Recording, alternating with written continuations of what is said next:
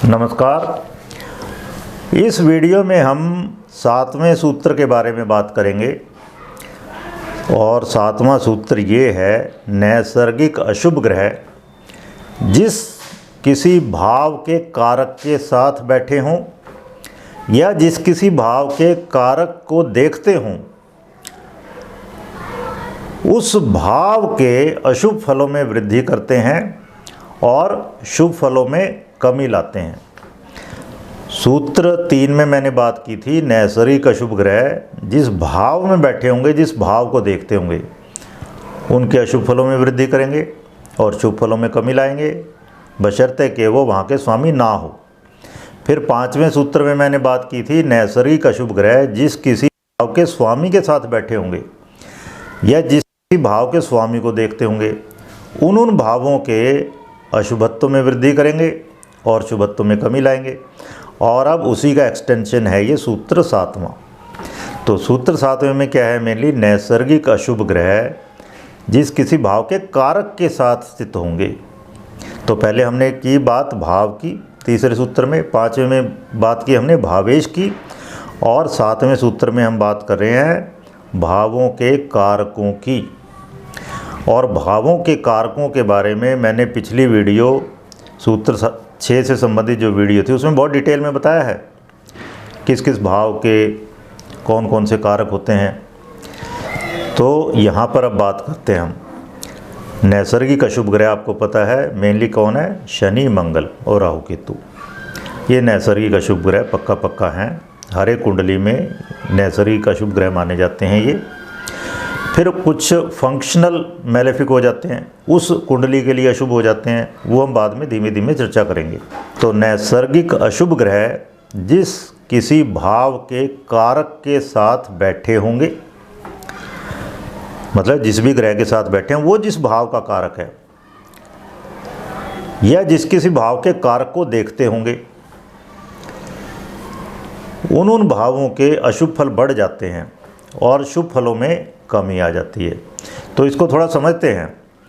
तो हम पहले से ही महात्मा गांधी जी की कुंडली लेकर चल रहे हैं, तो वो लेते हैं पहली बात। तो अब आप देखो यहाँ पर शनि दूसरे भाव में है। शनि ने तीसरी दृष्टि से देखा केतु को, जो कि चौथे भाव में है, और केतु कारक है 12वें भाव का, मोक्ष का, परम मोक्ष का। तो अशुभ प्रभाव चला गया शनि का, क्योंकि शनि एक नैसर्गिक अशुभ ग्रह है। अभी हम नैसर्गिक अशुभों की बात कर रहे हैं, बाद में औरों की भी बात करेंगे। शनि ने 7वीं दृष्टि से देखा भाव को, वहाँ कोई ग्रह नहीं है। अगली वीडियो में मैं ये सारे 7 जो सूत्र मैंने बताए आपको, इन सब का सम टोटल करके तब बताएंगे। तो अब ये एक एक करके समझते हैं। तो शनि ने 7वीं दृष्टि से 8वें भाव को देखा, वहाँ कोई ग्रह नहीं है। अगर कोई होता, सोचो, वो जिन भावों का कारक होता उन भावों पर अशुभ प्रभाव चला जाता शनि का। फिर शनि ने 10वीं दृष्टि से देखा 11वें भाव को, वहाँ भी कोई ग्रह नहीं है। अब आप देखिए, शनि की दृष्टि में केवल केतु है, जो किसी भाव का स्वामी नहीं होता, कारक है बस 12वें भाव का, और वहाँ वो अशुभ प्रभाव पहुँच गया शनि का। अब आइए मंगल। मंगल भी नैसर्गिक अशुभ है ना। तो मंगल यहाँ पर बुध और शुक्र के साथ बैठा है और गुरु को देखता है। तो ये सभी जिन जिन भावों के कारक हैं, कारक की बात करें हम, जिन जिन भावों के कारक हैं वहाँ पर मंगल का अशुभ प्रभाव चला जाएगा। मंगल क्योंकि बुध के साथ बैठा है, बुध को प्रॉब्लम क्रिएट करेगा, बुध पर अशुभत्व अपना बढ़ा देगा। और बुध किन किन भावों का कारक है, दूसरे का, तीसरे का, चौथे, 5वें, 6ठे, 7वें और 10वें का कारक है। तो पिछली वीडियो में मैं बहुत डिटेल में डिस्कस कर चुका हूँ, तो हम अब रिपीट नहीं करेंगे इसको। आप वो वीडियो सुनिए किन किन बातों का कारक है इन भावों में। फिर आइए, मंगल बैठा है शुक्र के साथ, और शुक्र कारक है दूसरे, चौथे, 5वें, 7वें और 12वें भाव का। उन सब पर मंगल का अशुभ प्रभाव चला जाएगा। एक बात ये भी ध्यान रखनी है, मंगल क्योंकि नैसर्गिक अशुभ है, वो शुक्र को पीड़ित करेगा, वो गुरु को पीड़ित करेगा, क्योंकि गुरु को देख रहा है वो। जबकि शुक्र और गुरु नैसर्गिक शुभ हैं, तो वो मंगल पर शुभ प्रभाव डालेंगे। ऐसा ही होगा कुंडली में हमेशा। तो इसलिए मैं बार बार कह रहा हूँ, शुभों के साथ जितने ग्रह बैठे हैं उतना बढ़िया। शुभों की दृष्टि में चाहे मैलेफिक भी आ जाएं, अशुभ भी आ जाएं, बहुत बढ़िया है, लेकिन अशुभों की दृष्टि में नहीं आने चाहिए शुभ ग्रह या दूसरे ग्रह, और अशुभों के साथ दूसरे ग्रह ना बैठे हों तो बढ़िया है। तो इस तरह से एनालाइज करना है। फिर आइए, मंगल ने गुरु को देखा, और गुरु कारक है दूसरे भाव का, तीसरे का, पाँचवें का, नौवें का, 10वें और 11वें का। इन सब पर मंगल का अशुभ प्रभाव चला जाएगा। अब केवल एक पॉइंट थोड़ा मैं डिटेल में डिस्कस करता हूँ। अब इस कुंडली में खासम खास बात क्या है, मंगल लगन में बैठा है शुक्र की राशि में, और शुक्र भी वही है। तो इसका मतलब मंगल का अशुभ प्रभाव लगन पर भी है, लग्नेश पर भी है। फिर मंगल ने 8वीं दृष्टि से देखा 8वें भाव को, और अष्टमें शुक्र है, फिर वह मंगल के साथ है। मतलब मंगल का डबल नेगेटिव इफेक्ट लगन लग्नेश पर पड़ रहा है और अष्टम अष्टमेश पर पड़ रहा है। और यहाँ बहुत बहुत ज़्यादा स्ट्रॉन्ग शुक्र मंगल योग बन रहा है, जिसके बारे में मैं बहुत डिटेल में 4 वीडियोज़ पोस्ट कर चुका हूँ। तो शुक्र मंगल योग कामाग्नि को भड़काता है, बहुत ज़्यादा बढ़ा देता है। और महात्मा गांधी के बारे में सबको पता है, ओशो ने इतना डिटेल में लिखा है, इतना डिटेल में बोला है, उनकी बुक्स में आप पढ़ सकते हो इस बारे में, कि वो 1947 में भी, अब आप सोचो 1869 का बर्थ है उनका, 31 और 47 कितने हो गए, लगभग 77-78 की उम्र में भी वो काम वासना के प्रयोग कर रहे थे, जिनको वो ब्रह्मचर्य के प्रयोग कह रहे थे। उनको तब भी अपने ऊपर विश्वास नहीं था कि मैं काम को जीत चुका हूँ, तभी वो अपने ऊपर प्रैक्टिकल कर रहे थे। अब यहाँ देखो, अष्टम पर शनि का प्रभाव है। पिछली वीडियो में मैंने बताया आपको, शनि क्या है, अप्राकृतिक इच्छाएं, अप्राकृतिक, अननेचुरल सेक्सुअल परवर्शन देखा जाता है इससे, काम विकृतियाँ। तो वो सब चीज़ें यहाँ आ रही हैं, और इसके बारे में बहुत ज़्यादा अब लिखा जा रहा है। पहले लोग चुप थे, किताबों में तब भी था। बहुत सारे ऐसे पत्र गांधी जी के और उनसे रिलेटेड लोगों के वो गायब कर दिए गए हैं, या वो बैकग्राउंड में चले गए, छुपा दिए गए थे, लेकिन अब धीमे धीमे वो निकल रहे हैं। तो यहाँ देख रहे हो, शुक्र मंगल योग बहुत ज़्यादा भारी है, बहुत ज़्यादा स्ट्रॉन्ग है। मंगल इवन सप्तमेश होकर सप्तम को देखता है ना, तो उस चीज़ को एनहांस करेगा, काम वासना को बढ़ाएगा। तो आप देख रहे हैं यहाँ, मतलब हमेशा ये ध्यान रखना है, जो अशुभ है वो अपना काम करेगा, जो शुभ ग्रह है वो अपना काम करेंगे। सब अपना अपना काम कर रहे हैं यहाँ राम और रावण, सबकी प्रकृति है अपनी, स्वभाव स्वभाव अपना भाव है, अपना अपना नेचर है, वो चेंज नहीं होता इजीली। वो सब अपना पार्ट प्ले कर रहे हैं इस संसार में। एक और कुंडली लेते हैं हम, आसाराम बापू की।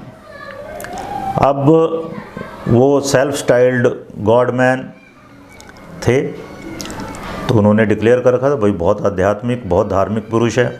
धर्म और अध्यात्म का कारक है मेनली गुरु बृहस्पति। तो बृहस्पति की पोजीशन देखिए ऐसे मामले में हमेशा। अब इस कुंडली में आप देखोगे, लगन कुंडली में बृहस्पति 11वें भाव में है, और बृहस्पति के साथ शनि, सूर्य और शुक्र है।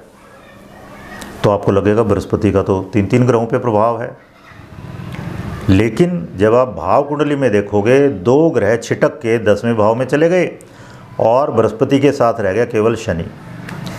इनकी डिग्री देख लो हमेशा। अब आप देखोगे बृहस्पति की डिग्री है 27, शनि की 22 है, सूर्य की 3 डिग्री है, और शुक्र की भी 3 डिग्री है।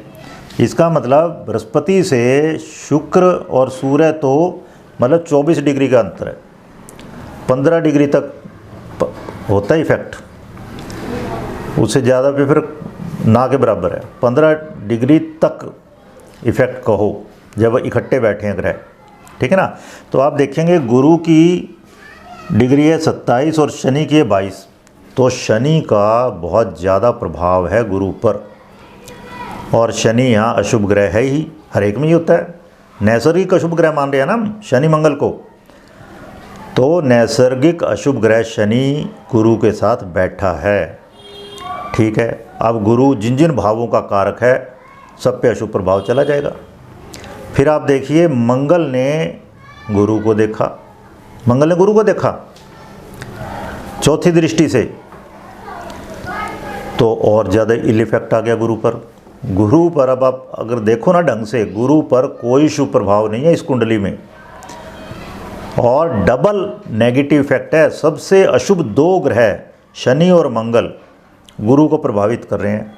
उनमें से शनि नीच का होके गुरु के साथ बैठा है, नीच का होके, ये भी ध्यान रखना है, और मंगल गुरु को देख रहा है। अब इसमें एक खास बात और भी है, ये भी मैं बता दूं, यहाँ अष्टम और एकादश का परिवर्तन योग है। इसको एक्सचेंज कहते हैं, इंग्लिश में एक्सचेंज कह देते हैं, हिंदी संस्कृत में कहते हैं परिवर्तन। परिवर्तन योग है। परिवर्तन योग कैसे? एकादश का स्वामी मंगल है, वहाँ पहली राशि है ना, तो उसका स्वामी मंगल हुआ, वो 8वें में आ गया, 10वीं राशि में, शनि की राशि में। और यहाँ का स्वामी अष्टमेश, वो कहाँ चला गया? 11वें भाव में चला गया। तो इनमें आप देखो, मंगल यहाँ आके उच्च का हो गया और ज़्यादा काम वासनाएँ एनहांस हो गई, और शनि वहाँ जाके नीच का हो गया है। तो अष्टम और एकादश का परिवर्तन योग बढ़िया नहीं होता कोई। परिवर्तन भी तब अच्छा माना जाता है जब वो केंद्रों और त्रिकोणों में हो, शुभ भावों में परिवर्तन हो, तब बढ़िया माना जाता। हर एक परिवर्तन योग अच्छा नहीं माना जाता कोई।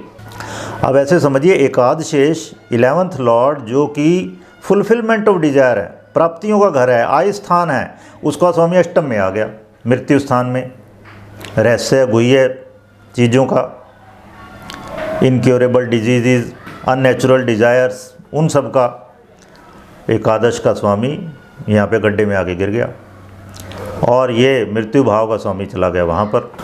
गुरु पर यहाँ दोनों सबसे अशुभ ग्रहों का प्रभाव है। एक उसके साथ बैठा है शनि, और दूसरा मंगल उसको देख रहा है। और गुरु हम जानते हैं कारक कहाँ का है? दूसरे भाव का। दूसरा भाव क्या है? धन और आपका सगे संबंधी, परिवार। तीसरा भाव श्रवण, अच्छा सुनना, उसका कारक है। 5वां भाव संतान। फिर आपके मंत्रणा, किसी को सही मंत्रणा देना लेना, मंत्री पद, वो यहीं से देखा जाता है। 9वां भाव आपको पता है अध्यात्म का और धार्मिक यात्राओं का है, विवेक। और 10वां भाव है ब्राह्मण कर्म, और 11वां भाव है आपका बड़े भाई बहनों का या इच्छाओं की प्राप्ति, पूर्ति। उन सब पर अशुभ प्रभाव चला जाएगा, इन दोनों अशुभ ग्रहों का, शनि का और मंगल का। आप बहुत अच्छे से प्रश्न पूछ रहे हैं और हम कोशिश कर रहे हैं उसमें टाइम टू टाइम आपके प्रश्नों के उत्तर देने की। तो आपके बहुत सारे प्रश्न ऐसे हैं जिनका उत्तर आने वाली वीडियोस में दिया जाएगा, वो एक सीरीज़ में हैं, तो एक एक करके हम लेते रहेंगे। हम पूरी कोशिश करेंगे आपके हर एक प्रश्न का उत्तर देने की, और डिटेल में। बस आप हमारे वीडियो देखते रहिए, सुनते रहिए, और दूसरों को बताते रहिए, उनको सुनाते रहिए, शेयर करते रहिए, ताकि ज़्यादा से ज़्यादा लोग इससे लाभान्वित हो। एक और आपको महत्वपूर्ण सूचना देनी है, हम एक ज्योतिष का कोर्स करने वाले हैं जूम पर। ये कोर्स ऑनलाइन होगा और हर शनिवार को क्लास हुआ करेगी शाम को, और वीकडेज़ में फिर आप जो भी क्वेश्चन होंगे वो पूछ सकते हैं हमसे व्हाट्सएप से, कॉल करके। आप चाहें तो सैटरडे संडे में हमें भारतीय विद्या भवन में भी मिल सकते हैं दिल्ली में, तो वहाँ अवेलेबल रहते हैं, वहाँ पर हम पढ़ाने जाते हैं। ठीक है, तो ये 26 नवंबर से हम कोर्स शुरू करेंगे। इसमें हम लिंक भेज रहे हैं आपको, अपना फ़ोन नंबर मैं दे रहा हूँ यहाँ पे, व्हाट्सएप नंबर। तो कोई भी आपकी क्वेरीज़ हैं इस कोर्स से रिलेटेड, तो आप वो पूछ सकते हो मुझसे। डिटेल आपको भेज दी जाएंगी, आप मुझे व्हाट्सएप कर दीजिए अपना नाम लिख के, और हम आपको सारी डिटेल भेज देंगे। धन्यवाद।